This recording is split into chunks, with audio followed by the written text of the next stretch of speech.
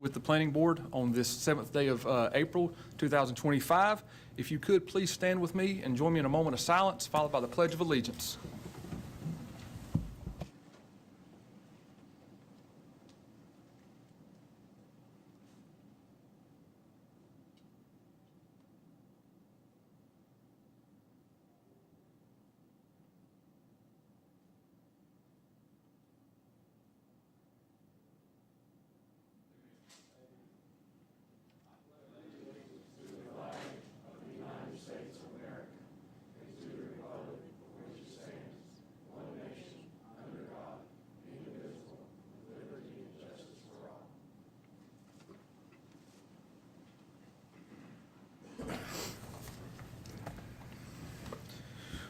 Okay, first item on the agenda is to adopt the agenda.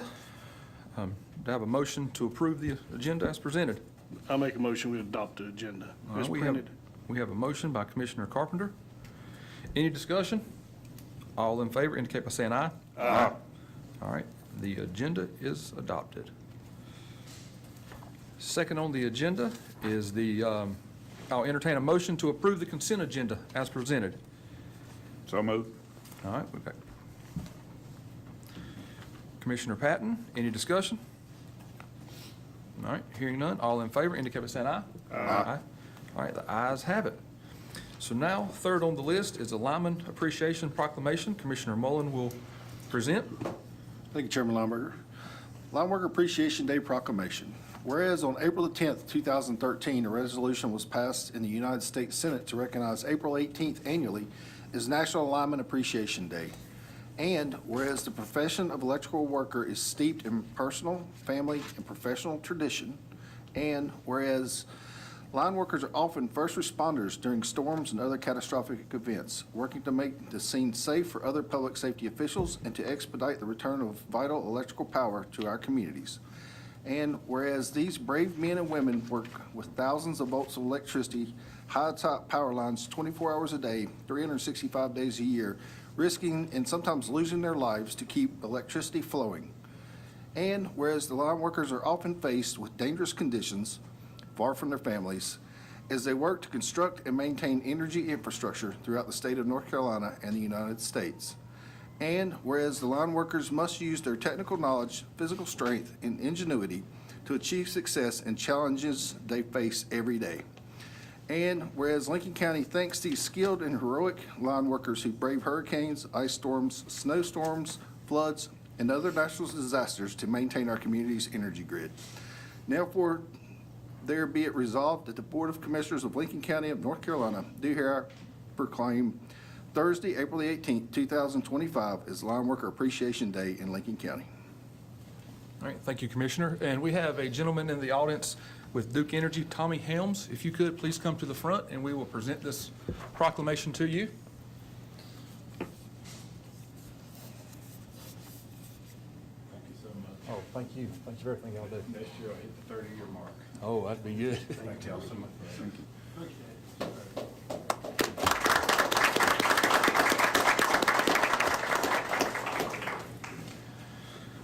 Okay, next is public hearings for the zoning.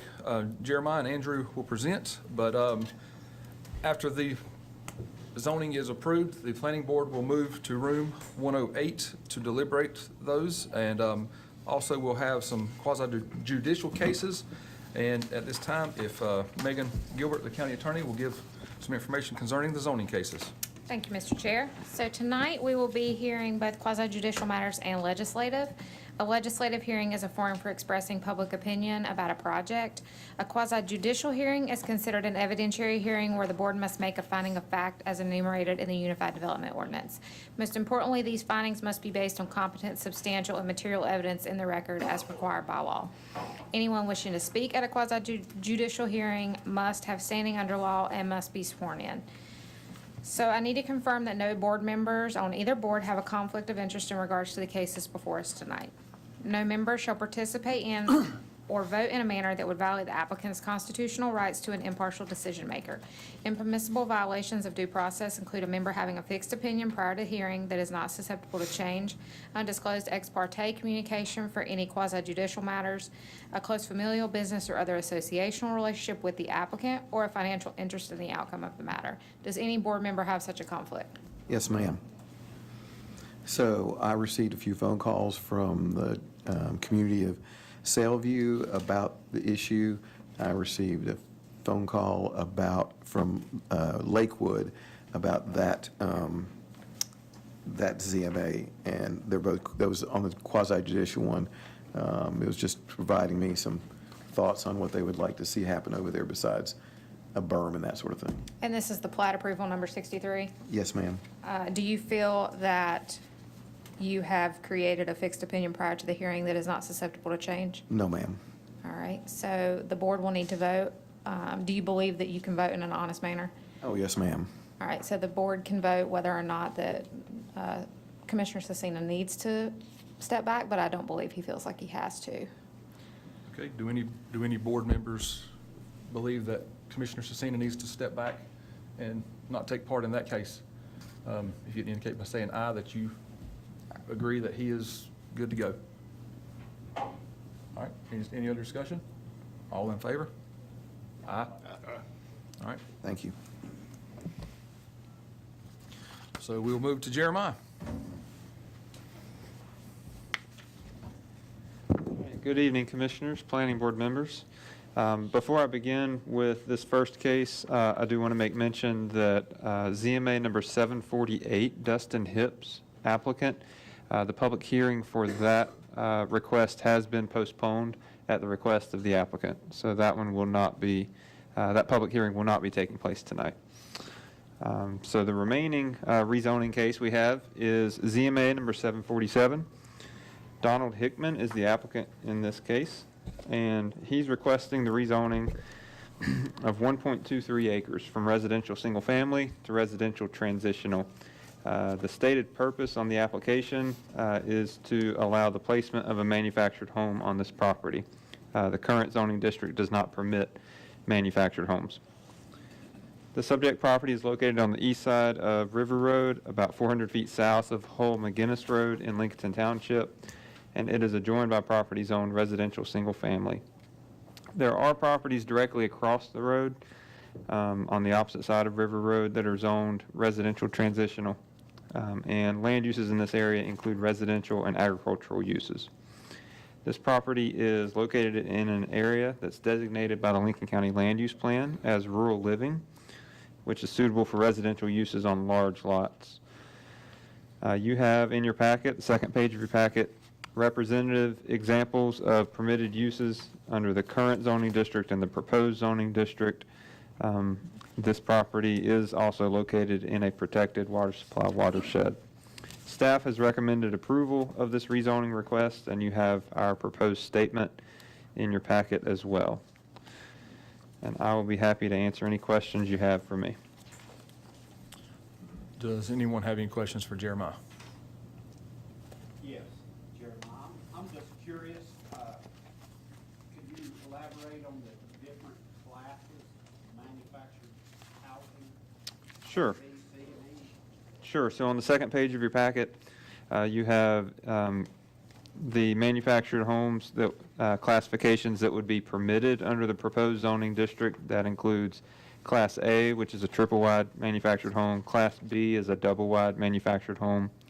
Class C is a single-wide manufactured home that was constructed after the HUD standards were adopted federally for a minimum code for manufactured homes. So around July of 1976 was when those went into effect.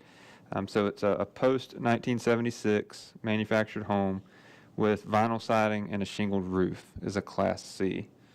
And then the last one on that list, a Class E, is also one that was constructed after 1976, but it has either a metal roof or metal siding, so no vinyl siding or no shingled roof. But it's currently located in Lincoln County and being relocated to a lot in Lincoln County. So these are all architecturally Yes, and the federal standards for minimum construction of manufactured homes.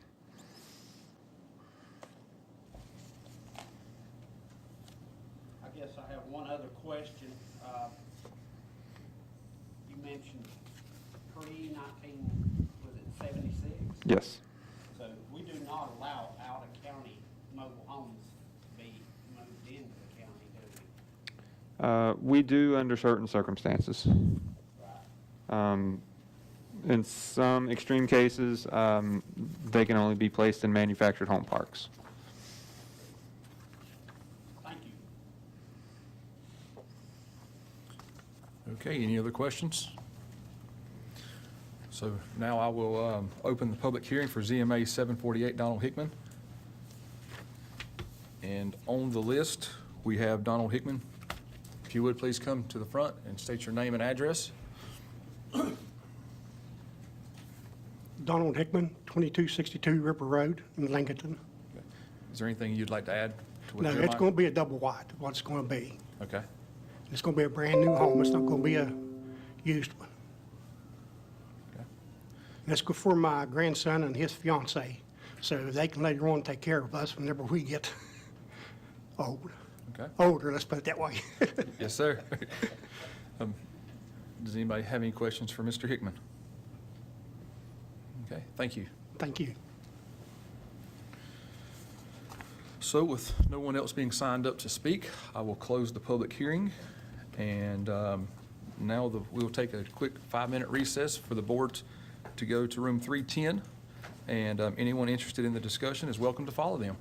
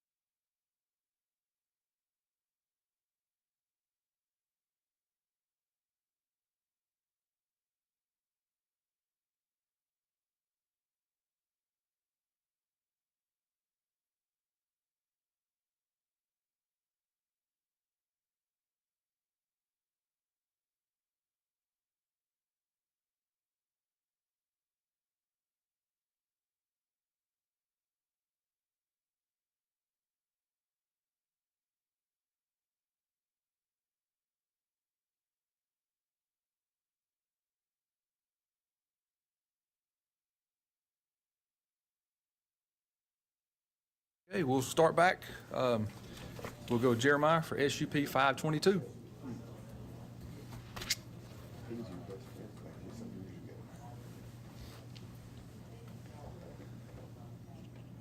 All right, special use permit number 522, Auto Beat Incorporated is the applicant in this case, and they are requesting a special use permit for vehicle sales and vehicle repair in the Industrial General Zoning District and the Eastern Lincoln Development District overlay. This request involves a 0.28 acre parcel located at 6661 Denver Industrial Park Road. The property is located in the General Industrial District and the ELDD overlay, as I mentioned just a moment ago. This property is adjoined by property that's zoned IG and general business, and land uses in this area include industrial, business, residential, and civic uses. This property is located within an area designated by the Lincoln County Land Use Plan as Industrial Center, and it is also located in a protected water supply watershed for Catawba River, Lake Norman. The applicant is not proposing to expand the existing building that was constructed in 1985 prior to the adoption of zoning. You'll notice that existing structure does not appear to meet setbacks that are in effect today, but this is a grandfathered structure that predated zoning. So they're not proposing an expansion to the building or to the existing impervious areas in the parking lot. You have the applicant's proposed site plan as the last page of your packet, and then the second page of their application includes their proposed findings of fact for this use. And I'll be happy to answer any questions you have for me. Okay, anyone have any questions for Jeremiah? Yeah, just a couple. Okay. On some of the vehicle sales lots that we have seen in the past, we have put a number. You can only have 5 cars out in the front and 4. Is there such a thing on this lot as well? Although I don't see this as a bigger problem since it's not on 16 itself, but are we going to say, or do they agree to having a certain number of cars showing at any one time? In the past, that's been a condition that's been mutually agreed upon by the applicants and the board. If that's something that the board would like to entertain discussing with the applicant, certainly you could do that. It appears he has 6 spots marked off for that. Is that what we're, when he gets up here, I guess that's a question for him, isn't it? Yeah, we've got 9 spots, or you got the ones in the back and then the 2 in the one- front, yeah, and then I got the you. handicap there, yeah. I'll let the applicant clarify, but to my knowledge, I believe most of the on-site parking is for vehicles awaiting repair. I don't think there's going to be a lot of display. I believe most of his sales are going to be internet sales, but I'll let him certainly speak to that. I got you. Thank you. Is the applicant here? Yes. Okay, if they want to come forward.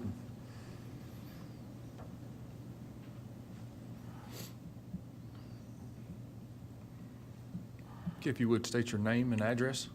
Andriy Chikcherny, 7731 Catherine Drive, Denver. What was your question about how many vehicles are going to be displayed on the property? That's Yes. it. So the goal is that keep as least vehicles as possible. So it's I would say 4 or 5 to not overflow the parking lot, and to keep this as much available space for the customer and for me as the owner, and for the vehicles for repair on the back side of the property. So I would say about 4 or 5 vehicles is going to be like the most, maybe 6, not more than that, and do not overflow the parking lot and keep it like if we need any other space, we will work on it, not on this property. So basically, I would say 6 cars, the most 6. Or if you say if there is a thing that it has to be 5, it's going to be 5. I think 6 is fine. I'm just asking if we can agree to that. Yeah, of course. If everybody is okay with that, of course. Great, Sir, thank you. have you been sworn in? Were you sworn in by the clerk? Sworn in what? Were you sworn in by, Yeah, he was. sworn in by the clerk? Yes, I Okay, did. Okay. Sorry. I apologize. Yeah, Oh, you're good, you're good. yeah. Is any other questions you have for me?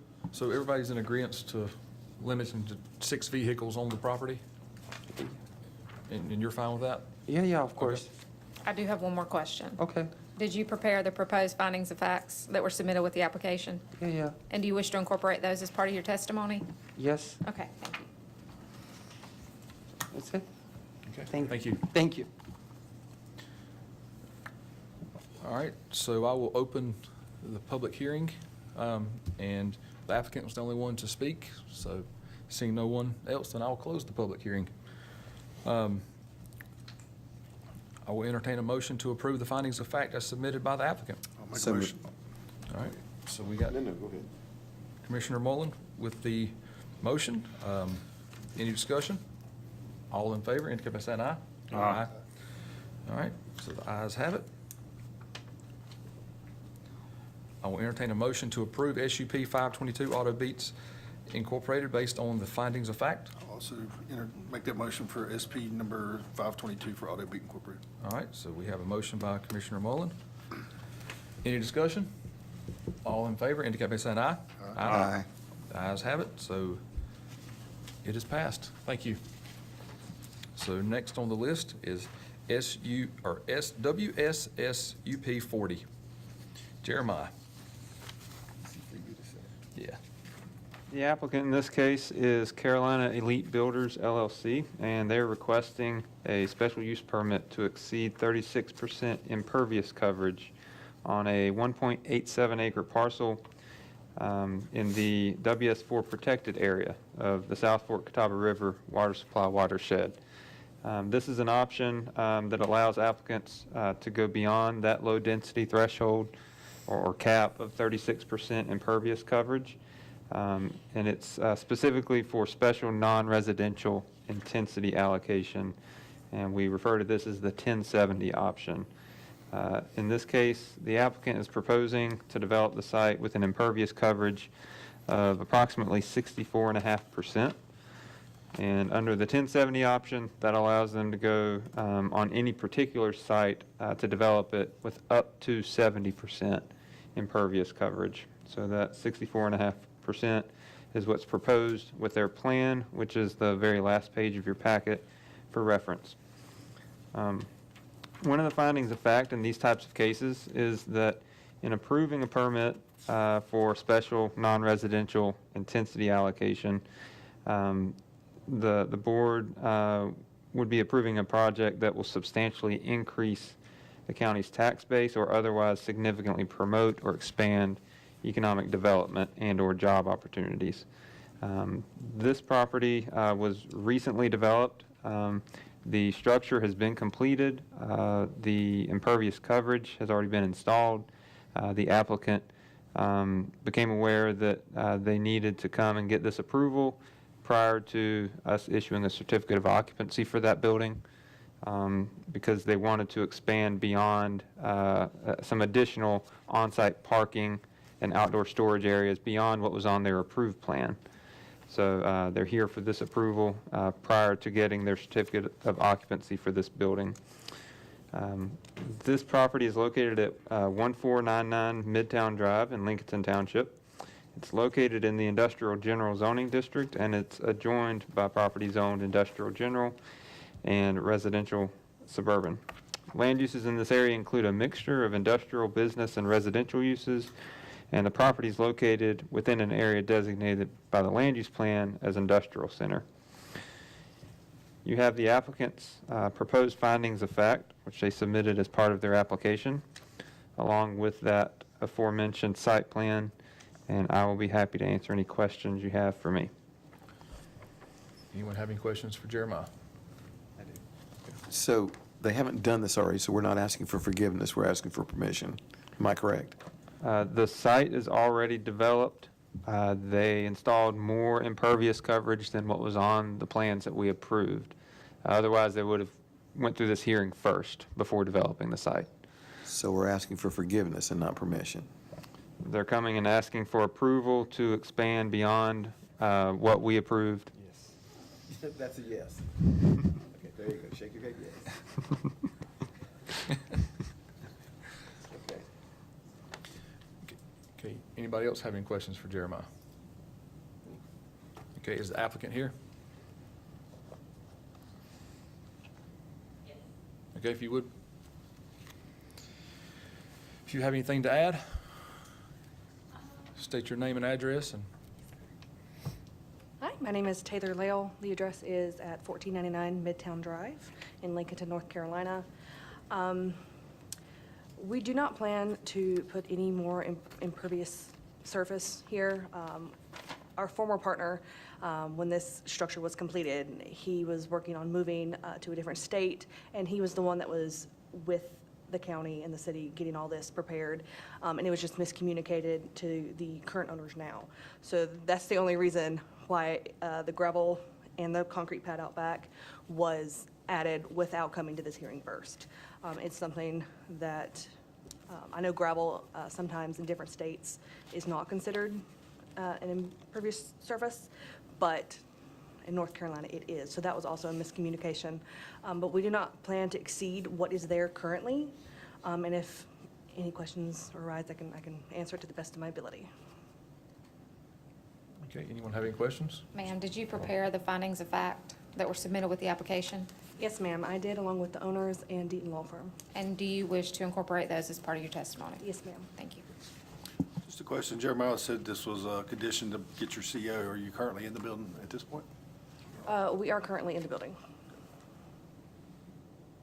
So you're already occupying the building and working out of this building?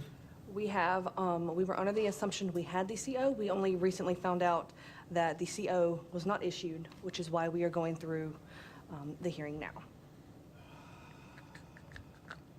Okay.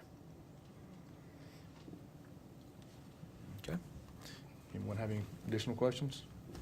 Okay, I'll open up the public comment. And we have 2 more speakers, so if you have anything to add? No, sir. Okay, all right. So next on the list is Sherry Garner.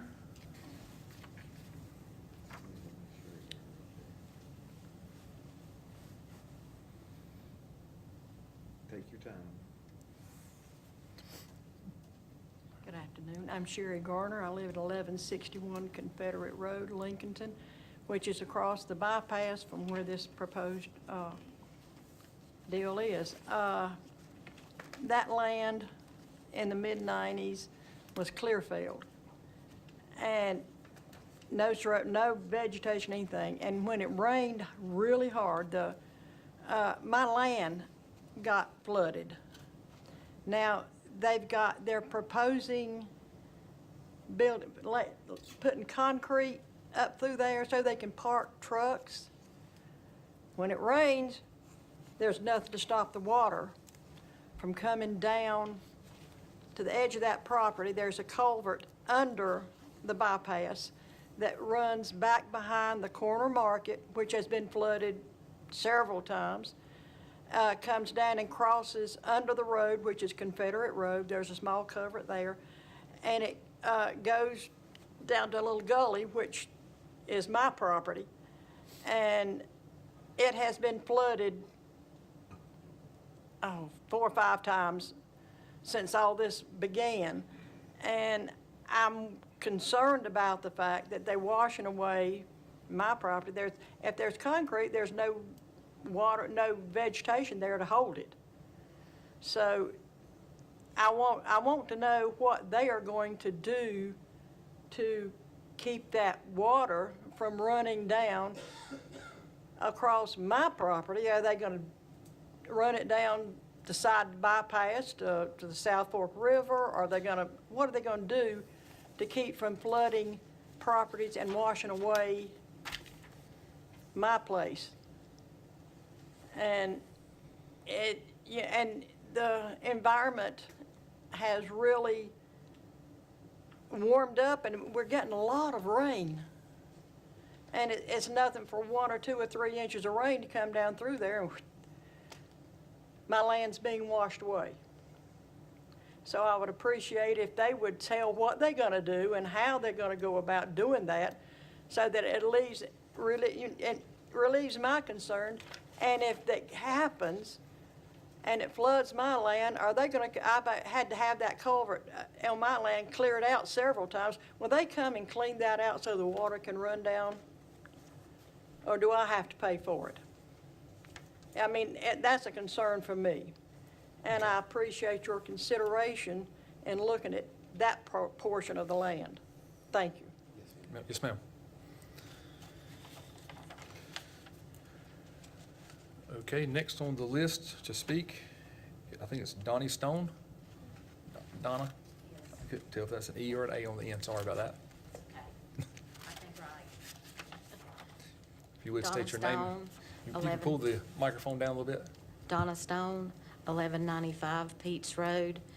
I'm not fully understanding what it is they're going to do, but my concern is we have apartments on one side and we have warehouses on the other side where they're going to do this, whatever they're going to do. Okay, there's cars parked on the side of the road, on this side of the road, and then on this side of the road where those apartments are, there's trash cans. Well, this road is short. It's not long, and the road's narrow. And there's a lot of traffic that comes in and out that road. And you have to dodge those trash cans on one side, and on the other side, you have to dodge the cars. But I'm just not understanding what they're gonna do. It's already congested. Are we gonna make it more congested? There's children that ride their bicycles in the road. I fear of them getting run over because people fly up and down that road. And there's already been an accident last summer. Somebody hit a tree. I'm not understanding. If you could explain it to me.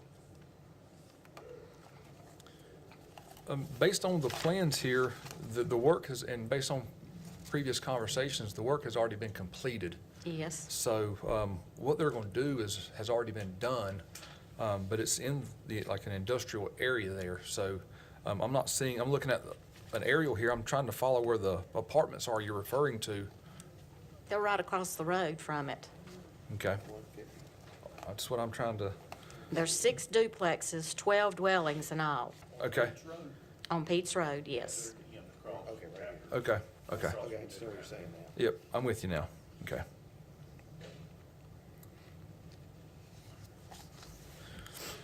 Okay, but like I said earlier, the work has already been completed, so they're asking for permission so they can, I guess, yeah, they're asking for forgiveness because they went ahead and did the work, so they can get into the building, which they're already occupying, so.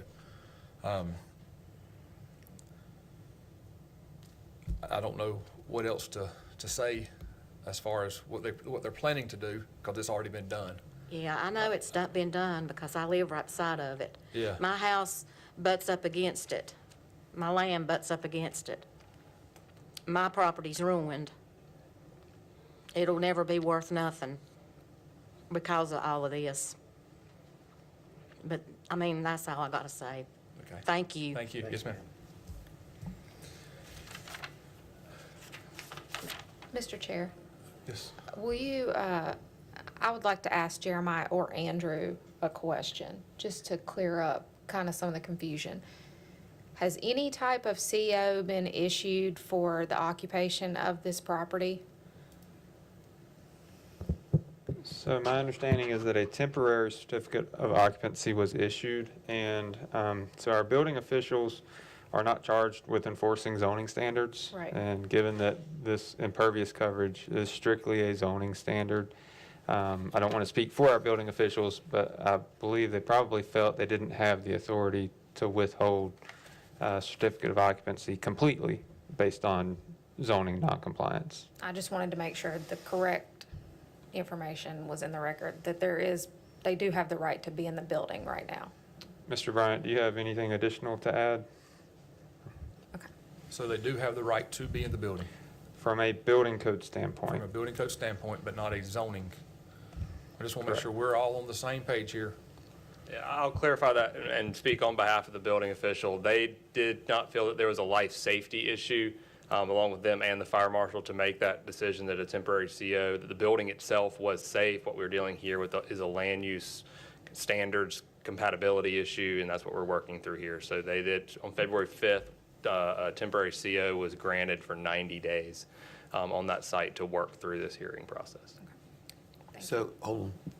So the impervious work that's already been done there,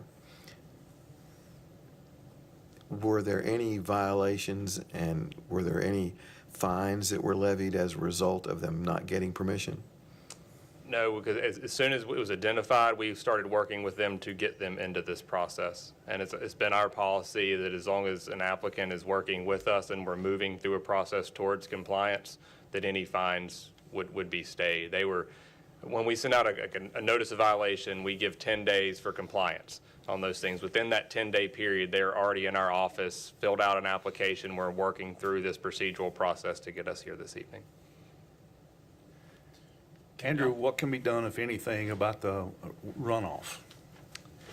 So under the 1070 option, there's actually no stormwater requirements for treatment or retention of that stormwater. For that, the idea is you don't exceed 70%, so that retention and treatment standard isn't needed. I mean, the applicant could take it upon themselves to try to reduce the velocity of water entering that pipe and slow it down, but there is no standard that's present within our ordinance that would require them to retain and store and discharge that water any slower than it's leaving the site now. On the site plan, it shows a 48-inch CMP standpipe with an outlet. So I'm assuming that is a riser structure, which is a settlement basin, so they're already There is a contained little with water? something there, but I don't think it's anything that would handle, because this is really the bottom of that entire complex there on Midtown. I don't think it's anything designed to handle that, the volume that would come through there. I think that riser and standpipe is likely the remnant of an old EC basin Okay, from the regional development. when the road was built Okay. in there. So, but again, I mean, that could be improved. They could, like I said, they could slow down velocity, and we could work with them to see if there's a reasonable means to do that. Is there a way for us to have them improve that basin to slow that water? Can we make that request?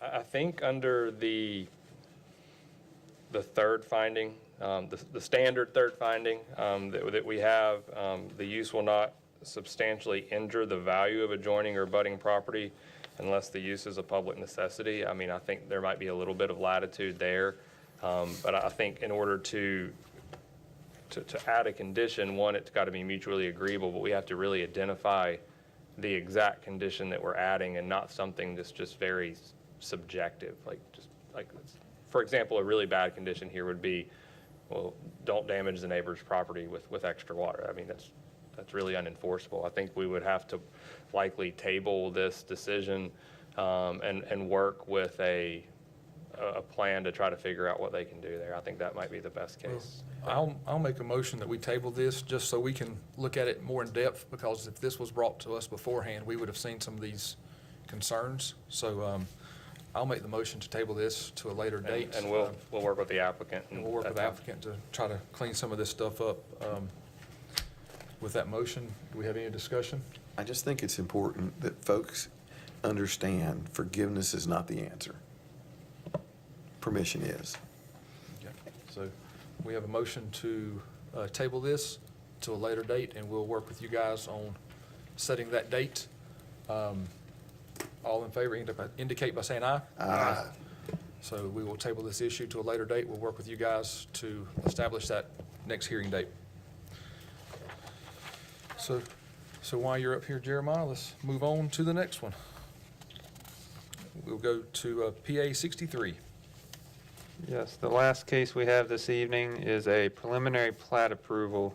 The applicant in this case is requesting approval of a preliminary plat for a residential subdivision with up to 16 lots for single-family detached homes. This subdivision includes a new cul-de-sac road to serve these proposed lots, and the applicant is also proposing to serve these lots with public water and public sewer.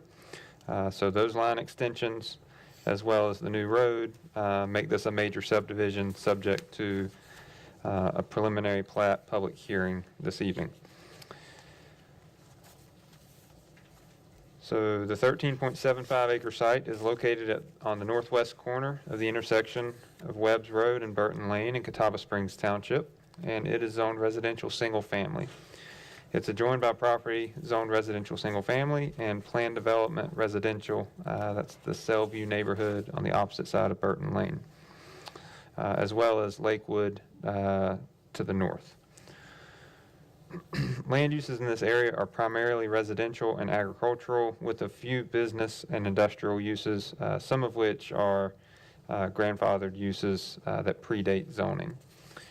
This property is located in an area that's designated by the Lincoln County Land Use Plan as single-family neighborhood, suitable for single-family homes at densities up to 2 units per acre.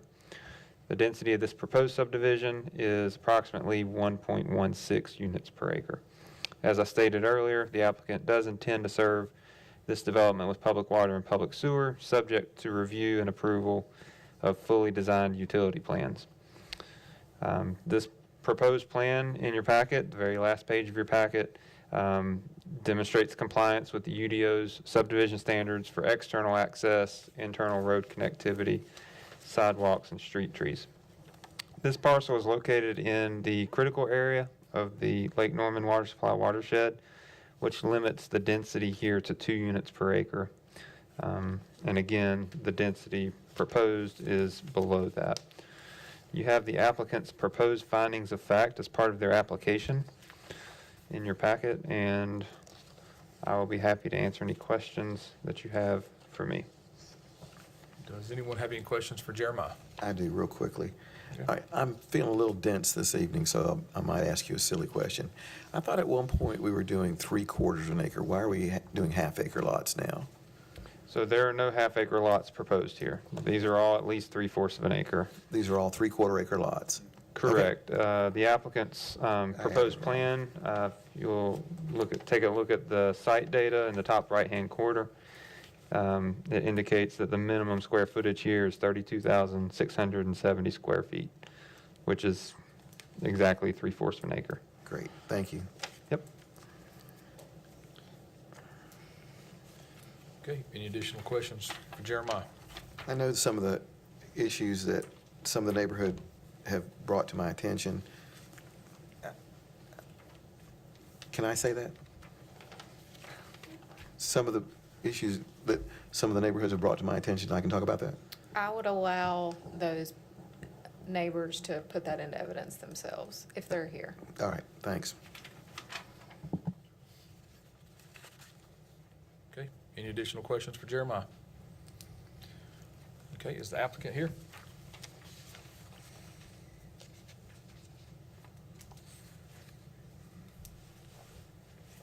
Okay, if you would state your name and address. Yes, sir. Stephen Chiwilly, 20102 Schooner Drive in Cornelius, North Carolina. Okay, got anything else to add to what Jeremiah presented? Yeah, all I would add is that our mission as a builder is to build high-quality product that is fitting to the environment that we place it in. I've been doing this for 10 years. We've never once sought rezoning for anything that we've done. So we're very much, our goal is to add and enhance to the community that we're working in. So when we saw the availability of this parcel, our original analysis was, can we make this financially feasible at the current zoning, which is, 3/4 acre lots and low density, low impervious coverage, very much crawl space homes, so we're not grading out pads. The intent is to fit the homes nicely onto a piece of land that already presents itself well from the standpoint of topography, location, and access to utilities. So, sir, did you prepare the plat approval application, proposed findings of fact? Yes, I did. And do you wish to incorporate those as part of your testimony? Yes, I do. Thank you. Thank you. Anyone have any questions for the applicant? I would just ask for the opportunity to respond to any comments or questions that may come up Okay. from the public hearing. Okay. All right.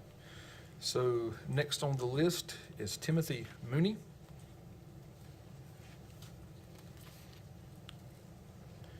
And if you're speaking for an individual, you get 3 minutes, and for a group, 5. And if there's a group here, I'd like for them to be identified. Okay.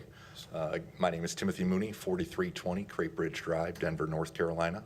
I do have 2 individuals that I'm aware of that I can speak on behalf of. If they want to stand. Okay? We'll give you 5 minutes. All right. Thank you. I appreciate your time, Commissioner Lineberger and fellow commissioners. I live in the Saleview community. We've been involved with a few discussions on this property, and we are very pleased that there is a nice-looking residential development coming in that will adhere to the zoning that is in place. So we are thankful for that. The only request we have, myself and the 2 gentlemen that I am here with tonight, as well as other neighbors that I've had conversations with that are not here, is that we would hope that the commissioners and the planning board take into consideration the character of the area. And Lanyap, I think that's how it's properly pronounced, seems to be a really upscale builder, so we don't have any questions or concerns there. But we are concerned that the ordinance does not require a landscaping and screening berm as is present around Saleview, Lakewood, the other neighborhoods in the area. And so that's the purpose of me coming in tonight, just to ask that you could consider that so it's in keeping with the character of that area of the county. That's all. Okay? Thank you. Thank you.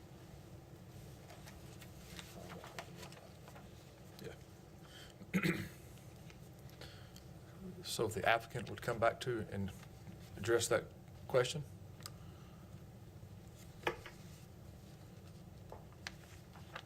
Okay, thank you for the opportunity. So we haven't completed design yet of the aesthetics of the front entrance or the boundaries. We are aware that there's a recycling center, I think, immediately west of this site on Webbs Road.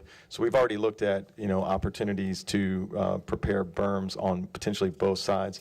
I would like to point out that 2 of the lots are intended to face Burton, similar to the existing residence, similar in size and layout. We've had some conversation with DOT as far as how far they want that driveway for the 2 lots. So you have an existing home there that's facing Burton, and we would have 2 other homes that face Burton in a similar position on the lot.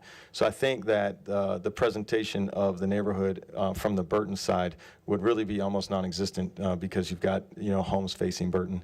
On the entrance and on the west boundary, we're going to look at lots of screening options, including berms, landscaping, potential ornate fencing, et cetera. But we have the same goal as the neighborhood residents, which is to create the highest level of attraction and, pleasantry involved in the neighborhood. So I think that everyone will be very pleased.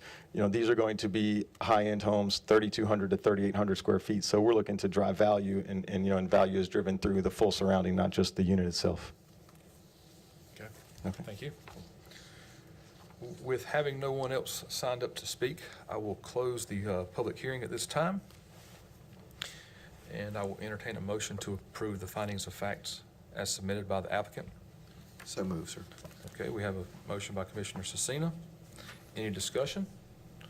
All in favor indicate by saying aye. Aye. All right. I will entertain a motion to approve PA 63, Linga Homes LLC, based on the findings of facts. So moved. So All moved, right, sir. we got Commissioner Carpenter. Any discussion? All in favor indicate by saying aye. Aye. All right, so PA 63 is approved. Thank you. Now we will move to the public hearing and consideration of the order to permanently close a portion of Prim Road. Andrew Bryant. Good evening, Mr. Chair, members of the board. Tonight we bring back before you after a March 10th request to order the calling of this public hearing to bring back before you the consideration of an order to permanently close Prim Road.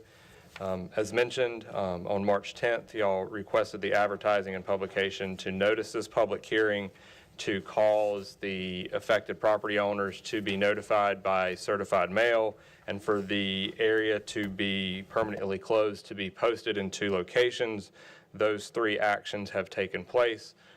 For consideration this evening, after the closing of the public hearing and weighing any comments that are gathered at that hearing, there will be 3 actions that can occur.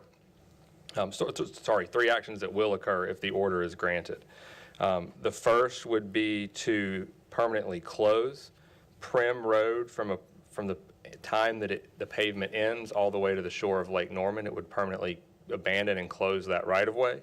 The second thing to happen would be it would reserve the rights that still exist in that for easements of Lincoln County Public Utilities to maintain their infrastructure in that area, and that it would assign that closed area of road, it would assign all rights and title to that to those adjoining property owners 30 feet from the center of the road along that entire width of abandoned right-of-way. That final item would set a series of events that will be handled by the owners, their surveyor, and their attorney to record a series of documents, quitclaim deeds to grant that, and then a recording of an easement to reserve access for the John Sampson Trust over the property of the Currys. So those are the 3 things that would happen following a potential granting of this order by this board this evening. Are there any questions before you open the public hearing? Any questions? Okay. At this time, I will open the public hearing. And I have no one signed up to speak. Is there anyone in the room that here would like to speak to this matter? Okay, seeing none, I will close the public hearing.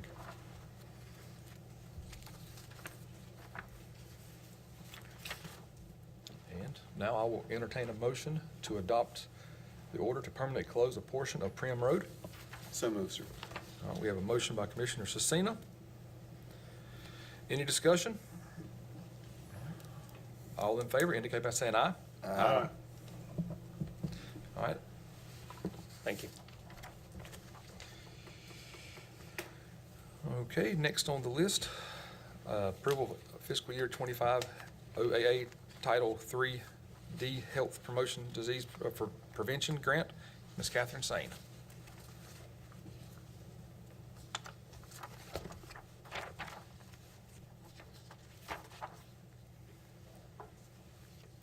Good evening, Commissioners.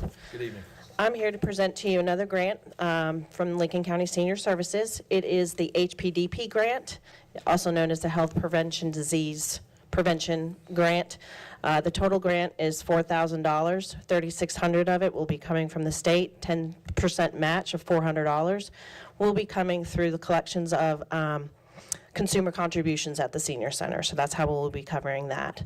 What HPDP classes are evidence-based classes that Lincoln County residents are able to take. They're typically 6-week classes taught by staff that have been specifically trained in order to teach these classes. It teaches people how to manage living with diabetes, how to manage chronic pain. We also teach matter of balance classes so seniors can stay safer in their homes by picking up area rugs, moving cords, and things like that. All of this is an effort to keep people safer in their homes so they can stay in their homes longer. The evidence and data after these classes are over shows an increase in health management. They have better tools to use now so they can stay healthier and happier at their home. So we just ask for your approval for that grant. Okay. Does anyone have any questions for Ms. Sane? I will entertain a motion to approve as presented. So moved. All right, we have a motion by Commissioner Carpenter. Any discussion? All right, hearing none, indicate by saying, or if you are in favor, indicate by saying aye. Aye. Opposed? All right, the ayes have it. It is approved. Thank you. Thank y'all very much.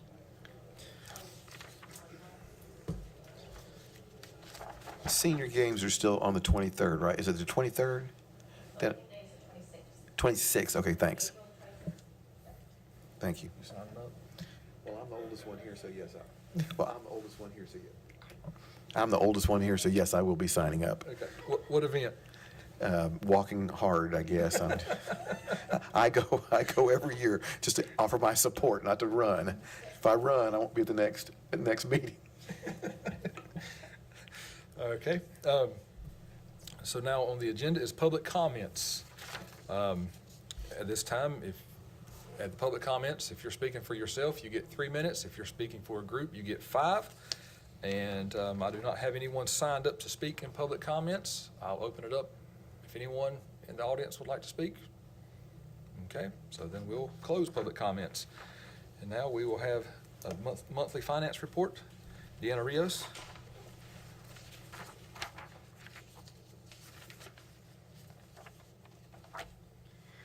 Good evening, Commissioners.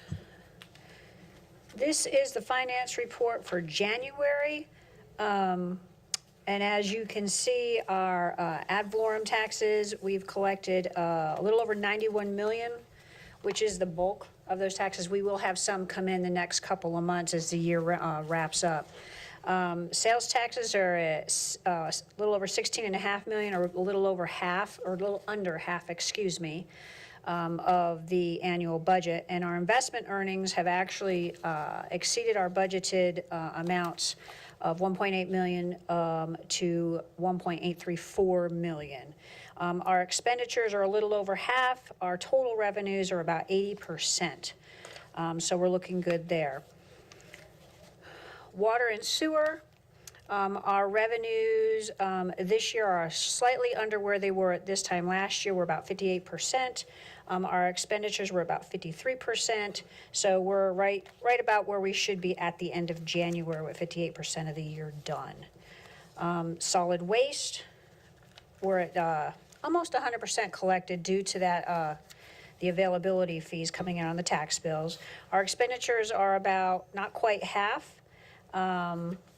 So we're looking good there also. Are there any questions that any of you have on any of the general ledger lines on the detail? So I'd be happy to answer them. And I should bring you another report for February at the next meeting. Does anyone have any questions for Deanna? Okay, thank you, Thank you. ma'am. All right, number 9 on the agenda, other business. Is there any other business to come before the board at this time? Okay, no other business. I will entertain a motion to adjourn. All right, we've got a motion by Commissioner Patton. Any discussion? All in favor indicate by saying aye. Aye. We are adjourned.